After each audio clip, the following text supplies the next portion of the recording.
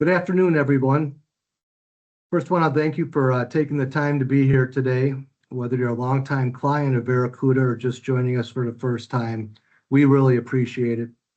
I'm Tom King with VeriCuda, and for those of you that don't know about us, at VeriCuda, we focus on three things that we really feel we do better than anyone in the industry. We have a quality management and training software that enhances your food safety culture. We have a consulting and internal auditing arm with people who have been in your shoes from the quality assurance and the leadership side. And we supply virtual and on-site training by our in-house experts with decades of experience. This webinar, we want to be as interactive as possible. There'll be a QR code supplied at the end of this program where you can let us know how we can help you enhance your food safety culture in the future. Kathy and Mark bring a world of experience to this topic. We're thrilled to have Kathy join us today.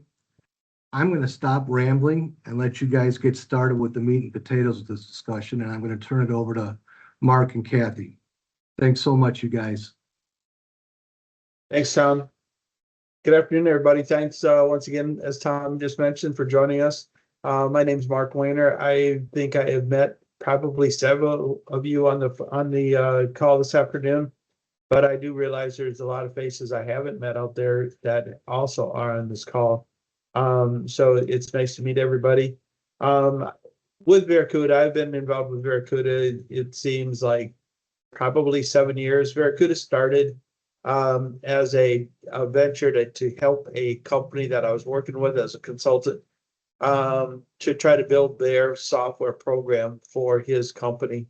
And it was always the intent, though, of saying, hey, if we really do this right, we should be able to build a software company that works for many people and not just his company. So it's been a long road, been doing this for a long time. But VeriCuda also brings training and consulting. We feel our edge in training and consulting is more about bringing the why to food safety training and not just the how to. And in that tone, I'll say what Tom just said. We're pleased to have Kathy Gombas joining us today. I'll let Kathy introduce herself, but she brings deep expertise to this. A lot of interest in this webinar just because Kathy's name was on it. So Kathy, welcome. Please introduce yourself. Thank you. Thank you, Mark. Thank you for having me today. So welcome, everyone. My name is Kathy Gombas, and I have been working with the Food Safety Preventive Controls Alliance, FSPCA, for about 10 years now. That's when we launched our Preventive Controls for Human Food curriculum, which many of you, I'm sure, have taken. I'll talk a little bit more about how we've upgraded our various curricula. And then before that, I was actually a senior advisor at FDA's Center for Food Safety and Applied Nutrition. And what I worked on primarily there was when we were launching the various regulations, the Human Food Rule, Animal Food, FSVP, it was my responsibility to set up our technical assistance network to help the industry interpret the regulations. So that was quite a major undertaking. Also worked on FSMA implementation teams at FDA that was developing the regulator training for these various regulations, for the investigators to go out and understand if industry understood the regulations as well as complied with them. One of the other things I worked on at FDA was the reportable food registry. I'll talk a little bit about that as we discuss the FSPCA curriculum. Prior to that, I worked for very large companies, Kraft Foods. I was at corporate. I was a food safety auditor for them. And then I also worked for Dean Foods, the largest fluid milk processor in the United States at the time. And I was a regional quality director overseeing 15 facilities. And I had other stints along the way before that, but those are the primary things. So I'm looking forward today talking with Mark about our preventive controls version 2.0 curriculum. Thanks, Kathy. And to that point a little bit, I say I want today to be kind of a conversation, not for me to talk, but to maybe directing questions to try to pull some of the expertise from Kathy. I know there's been a lot of, questions. I mean, 2.0 has been out for a year now. Personally, as an auditor, as a trainer, I really have a high appreciation for what they've done and where they're going. When 1.2 came out, I remember having conversations with other trainers and auditors at the time.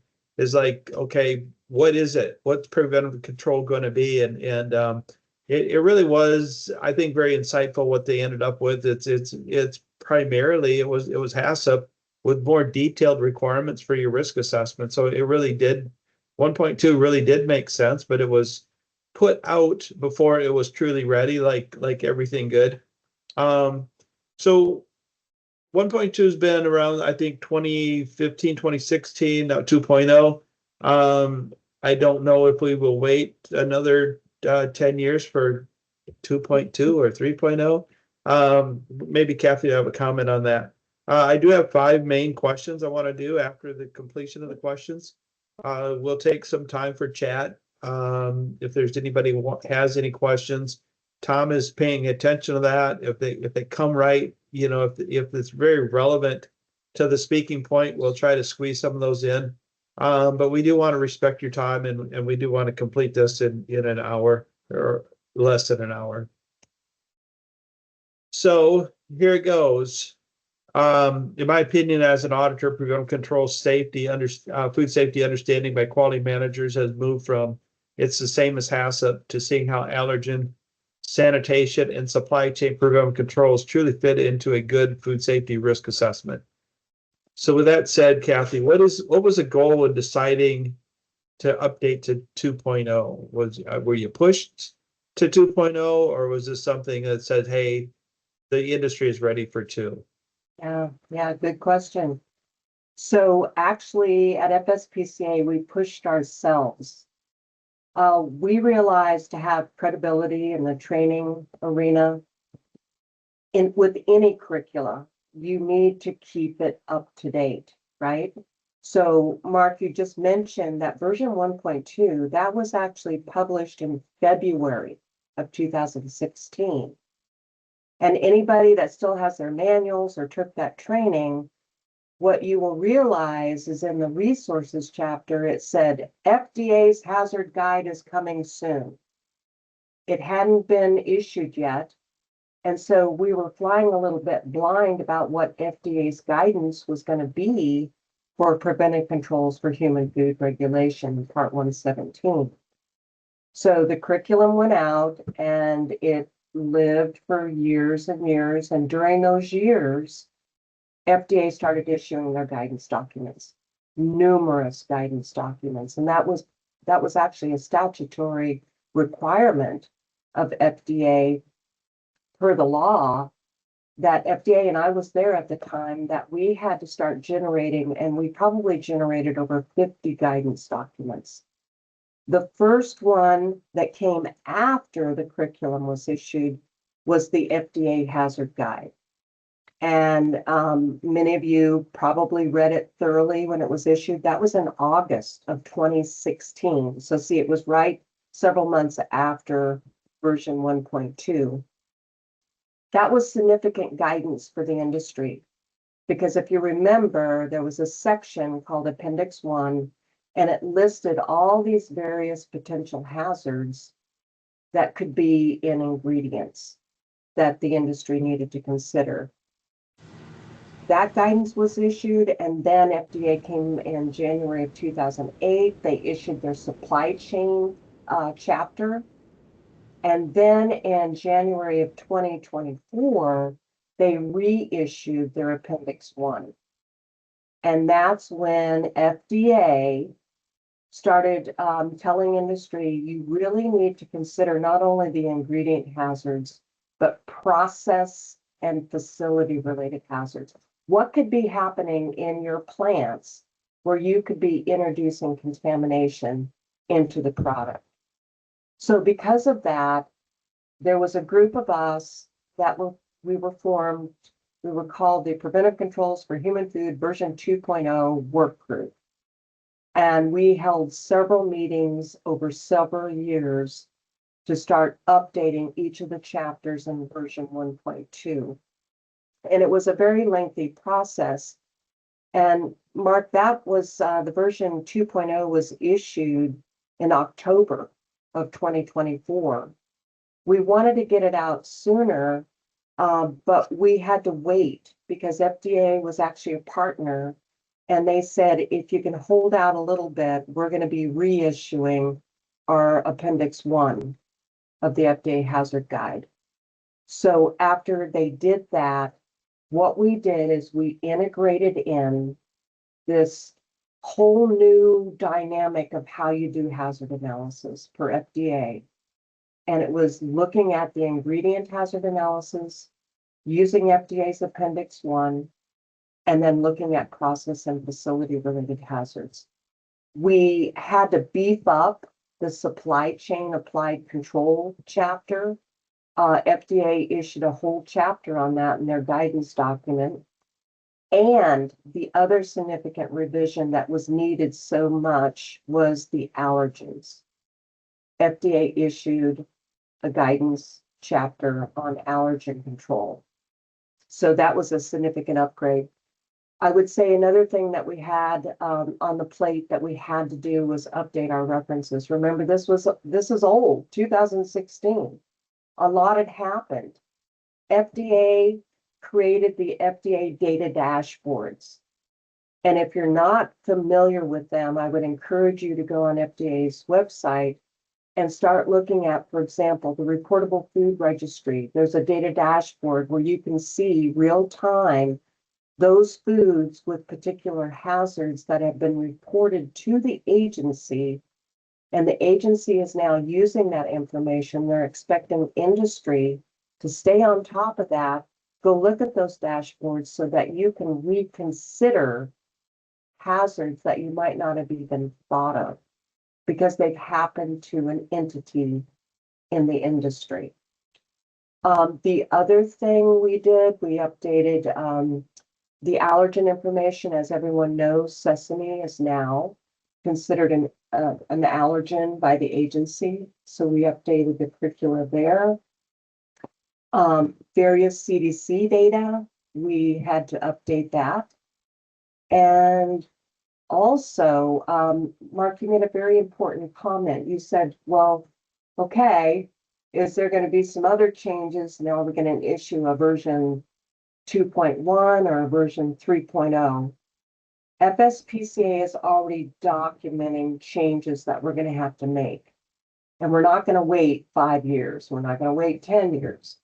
I would have an expectation that within the next year, we may be issuing a version 2.1.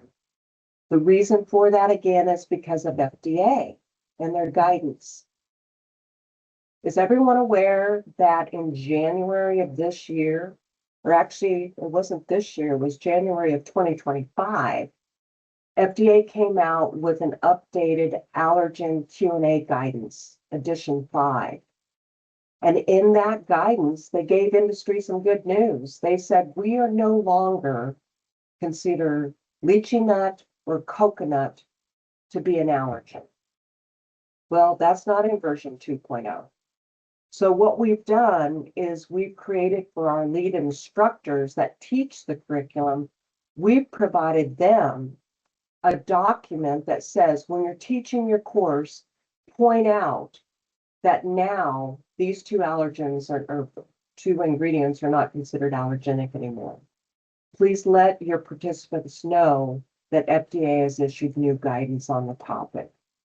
So that is in lieu of coming out with an updated curriculum, we're going through our lead instructors and advising them to point out these changes in the curriculum. So hopefully that kind of describes why we did what we did, and it did take a long time. But I will say, I feel personally that this is a very robust curriculum, version 2.0, And we're very proud of all the new added information. And as you're going through that, Kathy, one of the things I might try to bug you a little bit about is, you mentioned the FDA providing some of this information. Maybe we can put together a resource just for the people on this call that we can send out with an email to give them access to some of the data, or I'm sorry, some of the web pages that you would recommend to say, hey, go here and look what is being provided. Because what you do describe is you guys are the training part, and it's kind of an ebb and flow waiting between the regulation, either slightly ahead or typically slightly behind where you're at or where you want to be. So but the information is there, and it's more available than in my opinion than it's been in the past. So let me comment on that, Mark. I have a really good tool for you that I can share, and then you can share with the attendees on this webinar. We created recently, it's a reference document, and by chapter in the curriculum, we have QR codes that will take you to the various guidance documents. And I think that's exactly what you're asking for. So I will share that with you, and you can disseminate that. All right. See if I can get this to click to page 2. So in a perfect world, which we don't live in, but we try, effectiveness of a 1.2 and then updates to 2.0 would be able to be measured. I mean, I know back when we went through the initial 1.2, it's what is the measure of success, and is it less recalls, or is it, is that the benchmark? But there's no such thing as a true measurable for anything. There's just too many variables of all of the things we're talking about. But address why there's not a true measurable. Maybe in your opinion there is a true measurable, and that should be what we hold these to. Or what measurements may be relevant. What would be a good, in your mind, what would be a good measurement of how this is moving the food safety needle for the industry? Yeah, and I think you're touching on a very important point, that metrics are important, right? And I think there is a tendency for all of us to say, well, we're going to measure that based on recalls. Well, yes, that is a good metric, but I think a better metric would be compliance with your plan. Okay, you created this plan. It hopefully is a very sound, solid plan. It's on paper, it's in writing, you've trained all the personnel in your plant. Here's what we're supposed to do to try to prevent or minimize food safety risks and hazards. But I feel that where we get in trouble is we think we've got the perfect plan and everything's working well, but where we fail is implementing the plan, executing it. Do you do what you say you're gonna do? So the real metric I see important for each individual facility is, are you monitoring the compliance to your plan? All of our preventive controls, you say you're gonna do X, Y, and Z, and you monitor that. And if you don't comply, then you're in that correction or corrective action mode. But is anybody really paying attention that, okay, we did not meet our critical limit or our parameter for our allergen control or our sanitation control for environmental recontamination, but are you documenting how many times were you out of compliance? How many times were you in that corrective action mode? And I think that's where you're going to get a better sense of, is this effective? If what I'm doing is effective. I like that answer. Internal success and not external success is more relevant to the people on the call.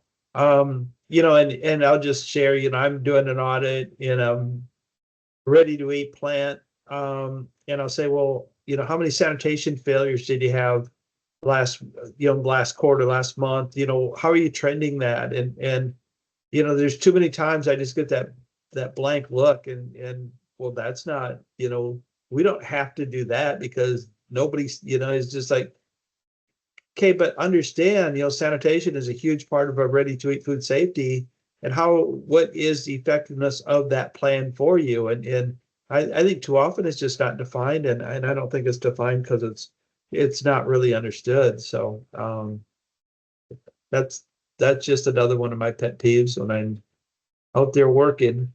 Right. You've seen it, you've observed it. And I think the other aspect I'd like to reinforce is not only monitoring your day-to-day, but you have this reanalysis. It's in the regulation, right? And it says every 3 years. Or when there's a significant change or issue that occurs. I think the industry, Mark, you could tell me, I think most companies do their reanalyses annually at least. They do with the GFSI audits, they do, absolutely. Right. But I still don't think many do it well. Some do, some really do it well. But too often many don't, and they don't really understand the purpose of that reanalysis. So, go back, what happened, right? Did you do Right. the checks you were supposed to? Absolutely. So no, I like where you moved that one. Internal success is kind of where we'll go with that one. So thank you. Yes.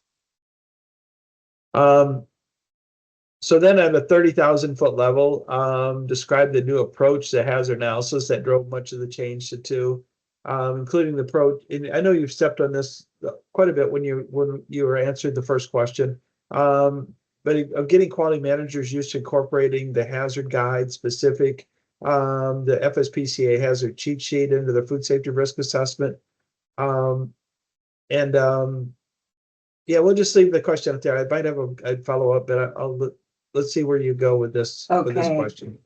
Well, this is important, and I'm glad you asked this question. And for everyone that's on this webinar, please, if you haven't looked at FDA's hazard guide, Appendix 1, I want you to take the time and go in and read it. FDA did a phenomenal job, and they did a lot of work on your behalf, where Appendix 1 focuses on all those potential known or reasonably foreseeable hazards that could happen in garlic powder or marinara sauce or cheeses or what have you. So they have 16 commodities, and they went and searched literature. They looked at recall data, outbreak data, and they tried to identify per commodity what potential hazards have happened that are biological, chemical, or physical. So they've done a huge amount of work and they put them into these tables. And I want you to take a look at those and start looking at your own ingredients and see what FDA has identified as potential. Now, you may disagree and you may say, oh, well, they forgot this. I already identified this. That's great.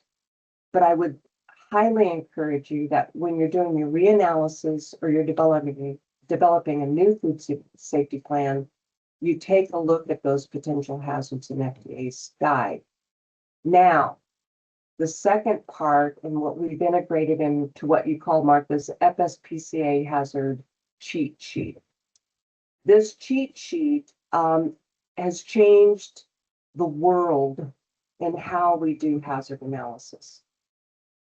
We're not just focused on the ingredients. What FDA is forcing us to do is look at any process or facility-related hazard that may occur in your facility or at your supplier's facility. So you can find this this cheat sheet on FSPCA's website. Mark, you have it. I know you do, because you probably have it in your back pocket right now. I carry mine all the time, especially when I work with companies, because what it does is it shows you the biological, chemical, and physical hazards, and it asks you, could there be pathogen growth due to time temperature failure? Could there be pathogen growth or toxin formation due to misformulation? But the two key things that are emphasized is, could there be pathogens because you're adding ingredients after your process step? And could there be pathogens in your environment that could recontaminate the product after the process step before you package the product? For the chemical hazards in the cheat sheet, it says in your facility or your supplier's facility, could there be allergen cross contact? Do you know what that supplier's doing? What are they running on the same line as the ingredient they're running for you?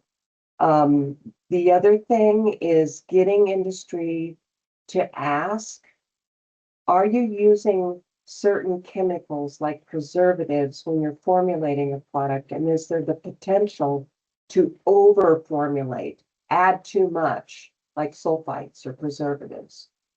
And then FDA brought in this concept in this cheat sheet about acrylamides.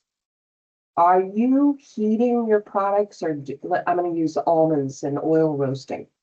Very high temperatures could create acrylamide, which FDA does identify as a hazard. So I think if you utilize Appendix 1, utilize this cheat sheet, it's going to provide you more information or intel when you're looking at your own process to say, oh, I never thought about that. I didn't even consider that. And that's why, I mean, it's changed the whole world and how we're doing hazard analysis today. So those are the most significant changes that I see. Yep. And kind of to expand that point, I think is very important. You know, you might not be roasting almonds, you might be buying roasted almonds, but with the information that's available, you should know the hazards that your supplier has in that roasting process. And it's, you know, it's not just salmonella. There are other hazards associated with that. And I think this kind of opens up your mind to your responsibility as you purchase those materials that you're putting into your food. You do have some supply chain understanding and risk associated with your product that you're selling. So no, I really like the way you went on that one. The other one, you know, I know the class 2.0 is a solid 3-day class. You know, are you considering workshops, just risk assessment workshops to supplement this, especially as you go to 2.1 or 2.2? Is there at some point, is there a information overload on what is being put out?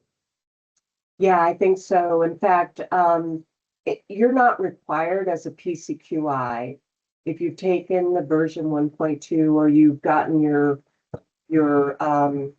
what FDA said is you can either take the training or on the job experience. You don't have to take the training. So I think that's number one. But if you do, and we find that most people that do take the course, they come away with a lot more information than just on the job experience. But Absolutely. I think that with the version 2.0, people that have already taken version 1.2, they don't have the time. They don't have the 3 days, right? And maybe they don't want to invest in the course again.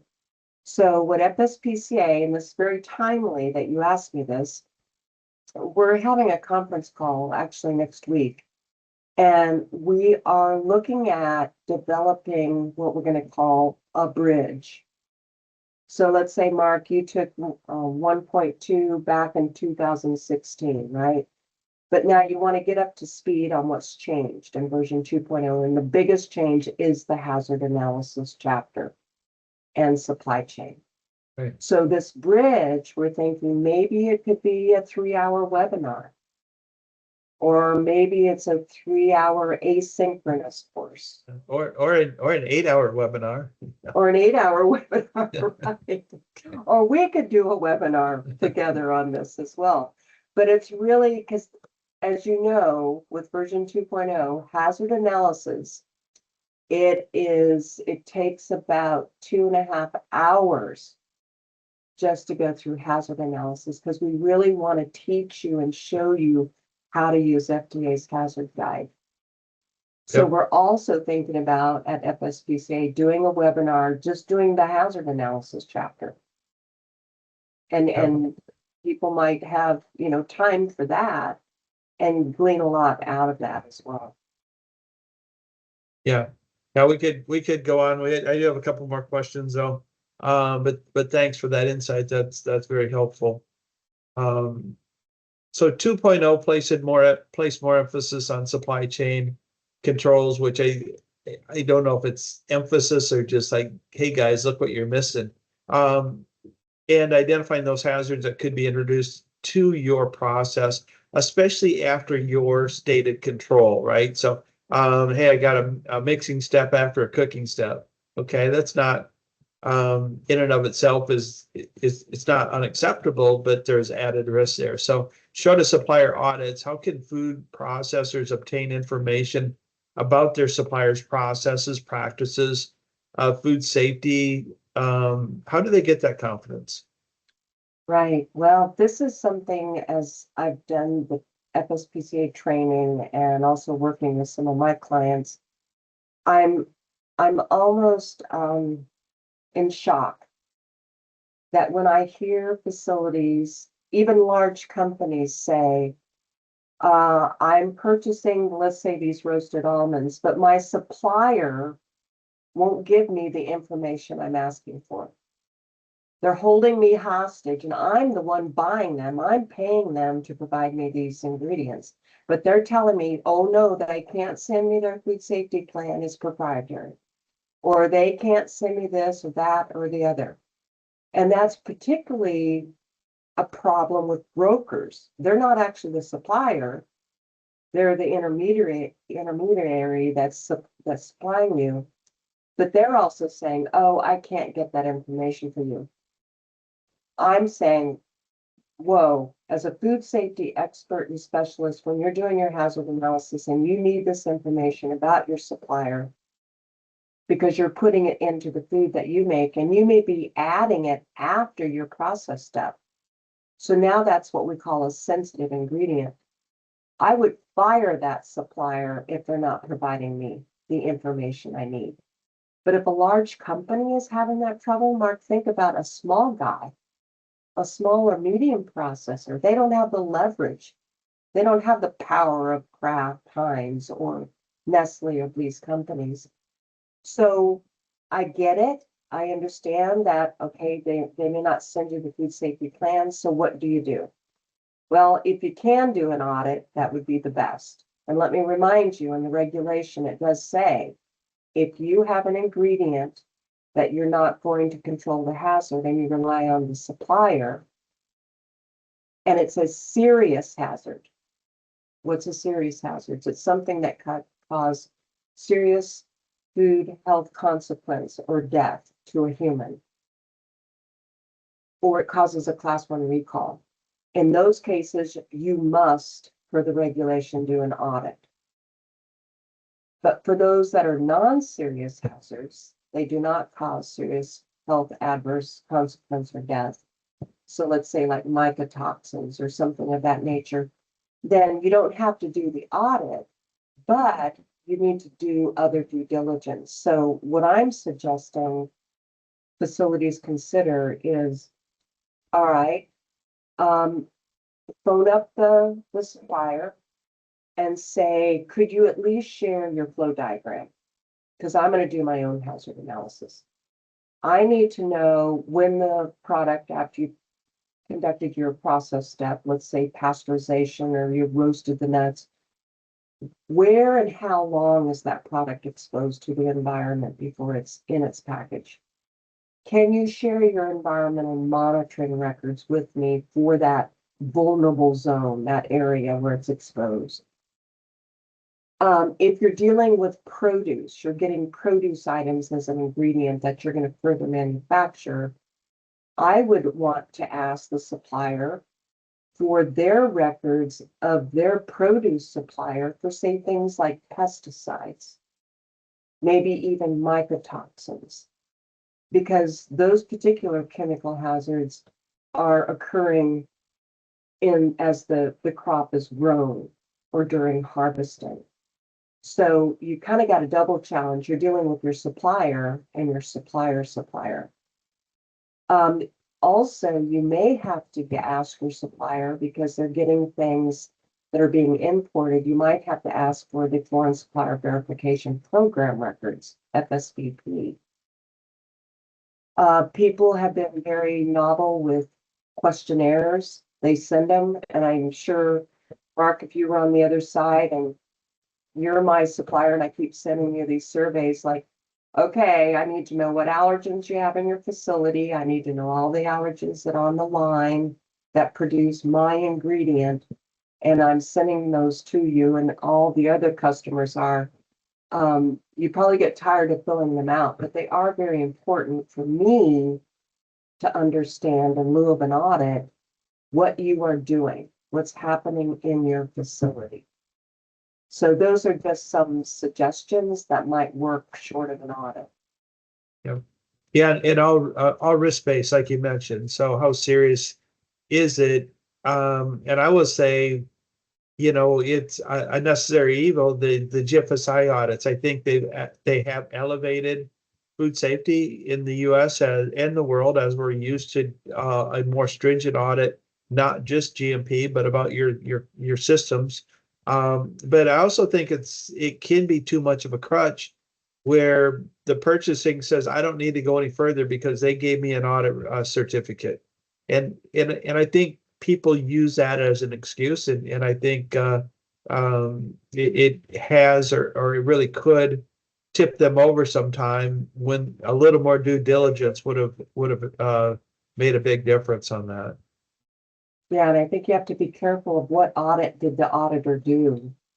You may get the audit report, right? And FDA does have that in the regulation if it is for a serious hazard and the supplier is controlling the hazard. That annual audit must be performed by a qualified auditor that knows almonds and roasting, right? But sometimes when you get these audit reports, you go, wait a minute, it didn't even include the ingredient that I'm buying from you. The auditor looked at peanuts. He didn't look at almonds. Yeah, the audit report doesn't even talk about their HESA plan. Right, right, exactly. All right.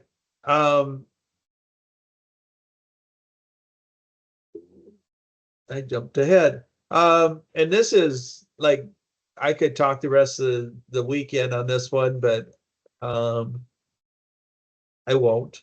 GMP failures still cause a significant number of recalls, food safety concerns outside of preventive controls. So what type of advice can you give? It's not just preventive controls that reinforces the idea.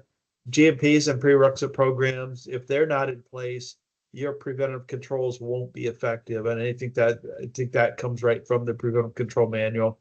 But can you kind of touch on the foundation of a food safety program as it's built? Yeah, and you hear us say this all the time, that your GMP's prerequisites are the foundation. You have to have that solid before you start building that food safety plan or HACCP plan on top of it. And so I just want to remind everybody, and I've got my regulation, my little pocket guide here. Subpart B, that's the GMPs, right, in the regulation. We are obligated already to build that foundation per the GMP section of the regulation. And I think most companies do a good job. I mean, if we look at just some of the fundamental pest control, right? I can't fathom any plant in the food industry that wouldn't have a pest control program, right? But how well it's done, it may be a different matter, but there's just these building blocks of your prerequisite programs that are so foundational in themselves, that you've got the pest control, you've got personnel and hygiene, so hand washing, right? That's just a fundamental thing that we all have in place. You don't allow your employees to wear jewelry so it falls in the product, or carry their meds or peanut M&Ms out into the facility. Again, just those basic things. The brittle plastic and glass inspection policy. And even the policy, you don't have it over production zones. One other one that's so key that would be a foundational block is water supply, right? Most facilities are using water as an ingredient, but they're definitely using it for sanitation. So understanding and controlling those aspects at the prerequisite program level, then when you start doing your hazard analysis, you're saying, well, when you identify a potential hazard, the next step is evaluation. Is it likely to occur? So these are so fundamental to have in place. But again, I would encourage people to go back, just reevaluate, look at subpart B of the regulations, see if you've touched on everything, to assure that you've got that sound foundation. Yeah, and even you touched on water a little bit, and potable water standards for HPC. I think it's 500. Even though that is an allowance, that's not really where I want to be running my water if it's going in as an ingredient. So, where do you it's risk-based, but is it going to kill somebody? I don't know, maybe. But can you get it lower if it's traditionally less than 10 and all of a sudden it's in the hundreds? What's going on? Are you looking at it's trying to tell you something? What's going on? Are you listening, or you say we're good because I'm still under a certain limit? Right. Well, water is very interesting. It can bring hazards. There can be, we call them temporal climate, and our climate is changing, right? But there's so many things that can happen maybe during the fall months or the summer months, even with water. Water in foreign countries with heavy metals.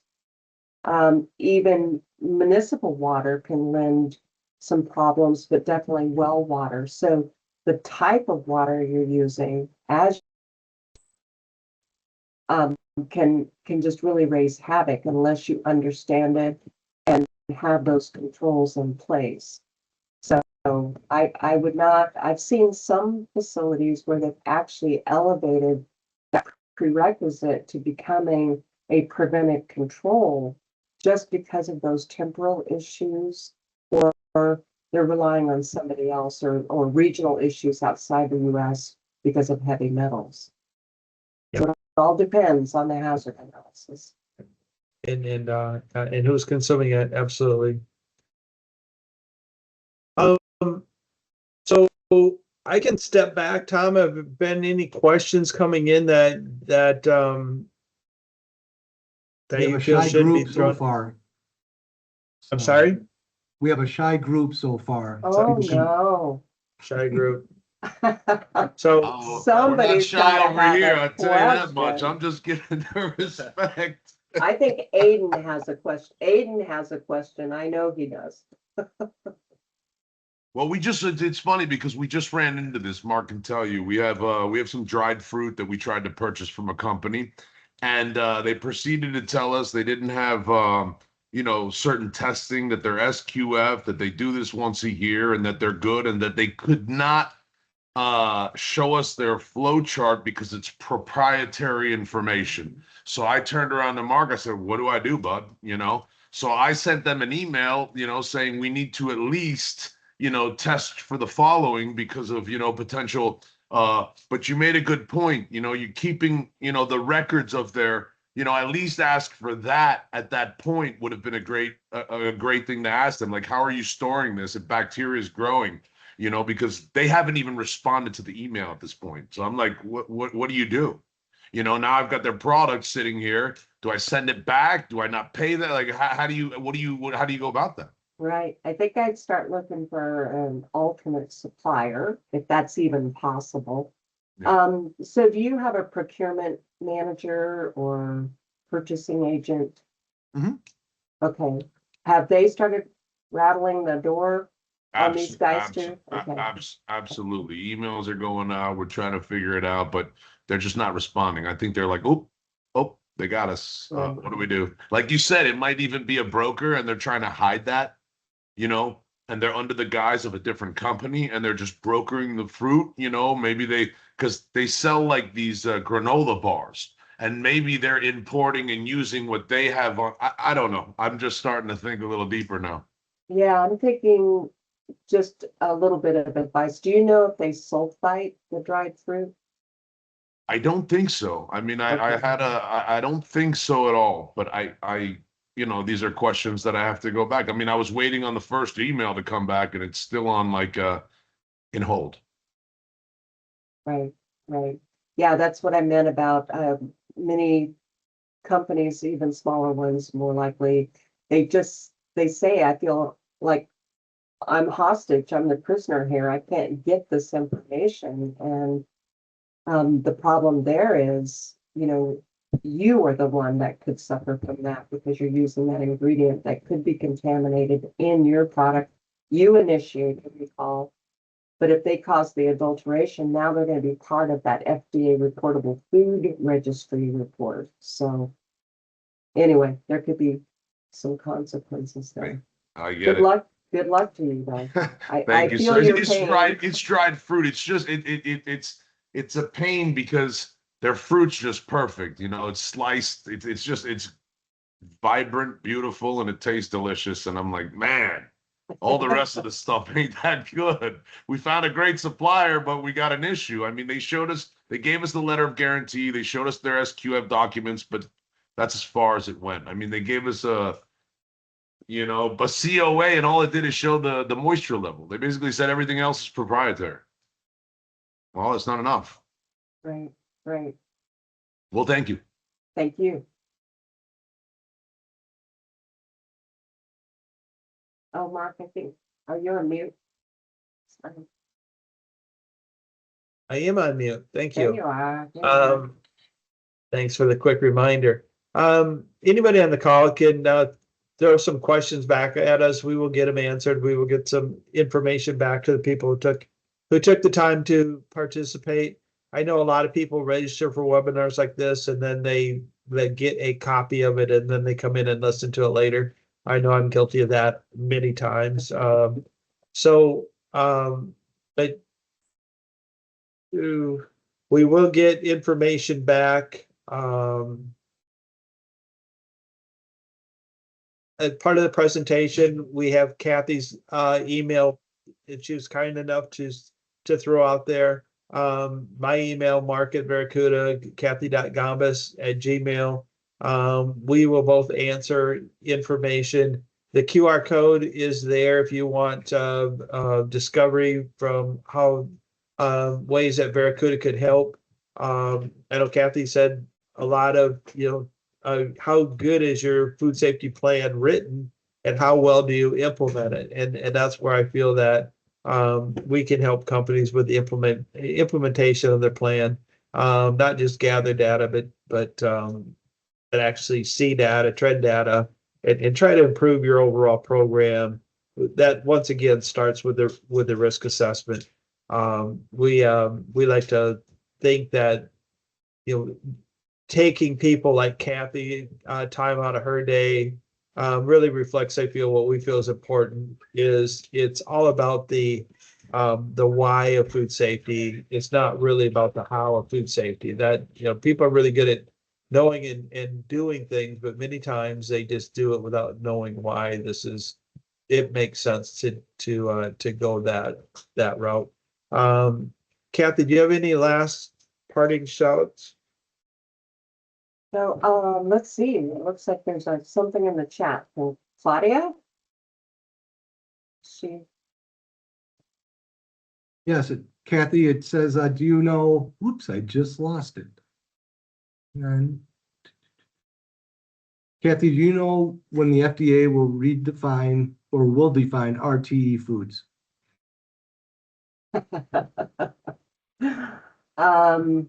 They're working on it. That's about all I can say. I don't know, Claudia, if you have any more information, but Yeah, that's one we're watching very closely because that'll change the dynamics of things as well. I would say that the majority of folks that I have worked with, they'll get into a situation where they say, well, my food is not ready to eat. Let's say a frozen pizza, okay? You take the pizza, you got the marinara sauce, the crust, you got the pepperoni, the cheese, what have you. Maybe you've got vegetables like broccoli. So all of these ingredients could have pathogens, right? From the ingredient supplier, the broccoli could have listeria, the pepperoni might have salmonella, survival, etc.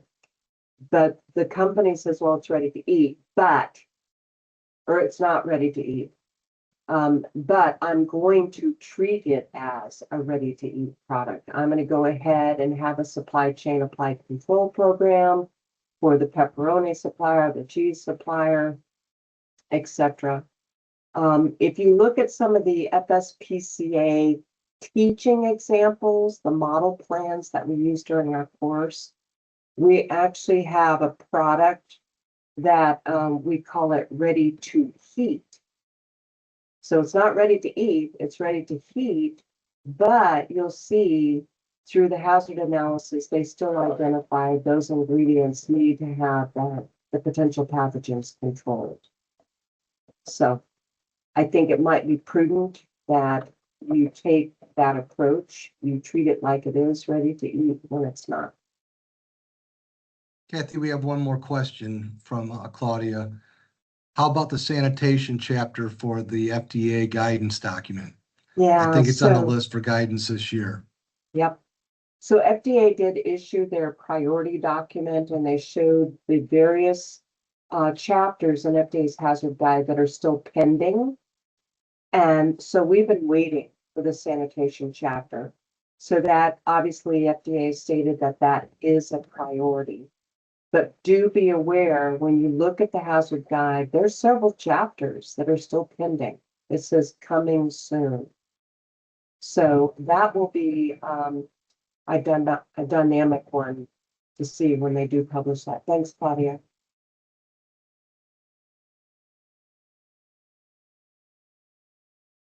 That is all we have for now. If anyone has any questions, please don't hesitate to reach out to us. Well, it's been a real pleasure, Mark. Thank you. Thank you so much for inviting me. So thank you all. We appreciate it. Awesome. Yep. No, thank you, Kathy. You're a great resource. You know, full disclosure, we were just chatting in Ron Vale's. I said, you think maybe somebody like Kathy Gombas would participate? And Ron said, I'll ask her. I didn't think in 100 years you'd have time. So I do appreciate that and your willingness to share that expertise. I mean, it's easy to see your commitment to food safety and it, you know, remember back in the day when they said a HACCP plan should not be considered proprietary. Nothing is a secret on food safety. And people should be able to share it. I think just sometimes maybe maybe they don't have the confidence in their food safety plan that they should have. So a well-written plan, a well-implemented plan should be something a supplier would be willing to share to provide that type of confidence in the supply chain. So once again, thank you from us at VeriCuda. Anybody on the call, feel free to reach out to us for more information. And then Kathy, I do have a side note. I'll check in with you later. I do have I don't know if you're doing public courses on preventive control or just a trainer. But I said to the person I was talking to, if you're still doing public courses, you would be the one to go to. And they were located in California. So, Oh, great. but Well, go ahead. Claudia, who was asking the question, she and I do training together. So Yep. we'd be happy to entertain that for sure. All right. Okay. All right. Thank you. Thank you, everybody. Thank you, everybody. Bye. Bye. Bye. Thank you. Have a great day, everybody. Thank you. Thank you.